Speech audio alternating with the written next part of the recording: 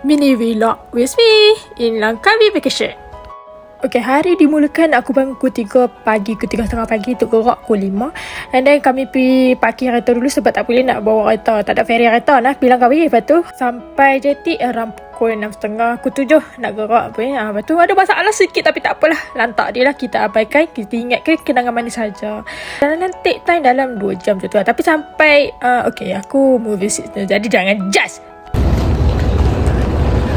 Dah sampai Langkawi. Apa nama? Boleh lah awal setengah jam. Sebab kalau tujuh tiket aku kena setengah. Okay, awal lah setengah jam. Okay, sampai sana kita pause dulu, kita takak gamak dulu, lawa-lawa dulu. Okay, lepas tu kita pergi lah sarapan. Lapar weh. Makan apa? Makan roti canai, sedap juga, murah. Okay, so first tempat kita nak pergi ialah Underwater World. Ni aku dari kecil aku nak pergi. Tahu tak? Okay, masuk-masuk kita dikejutkan, dijumpakan dengan ikan besar dengan labi-labi ala comel dia tu.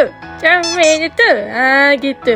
Aku tak expect labi-labi, aku first time jumpa kat tengah live. Okay, lepas tu tengok ikan patin, ada flamingo, ada macam-macam haiwan lah sebenarnya. Ada ikan ni, ikan buaya tak silap aku. So pergi bawah sikit ada ni ada orang shooting tu, tapi tak nampak estetik sangat. Ini yang paling aku suka. Anjir lah, udah comel betul. Dia tak ada, ni bukan waktu dia perform, tapi ni memang dia aktif sangat. Tu ada penguin. Ni pandai tu pun je. Tengok tengok gambar lawa. Okay, kita ada jumpa ikan pari ni, orang panggil asam padas. Bukan. Ni kita ada jumpa kat mukbang jellyfish. Lepas tu adalah ikan-ikan lawa-lawa.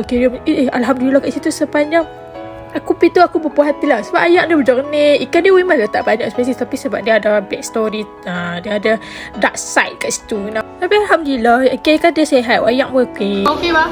Duk ni ke dapat orang atas ni, dia duk tengah bersihkan kat ekor dia. Habis tu kami pergi beli kasut sebab kasut bapak aku rosak. Lepas tu kami pun bergerak ke next station, iaitu nak beli coklat.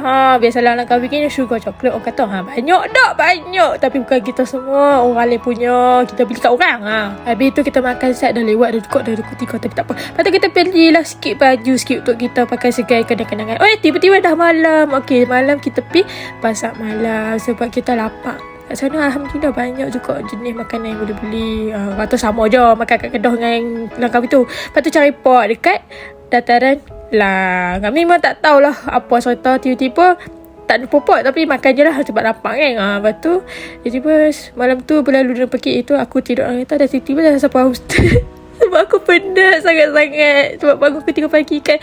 Okay, tak apa, dan kita sambung next day.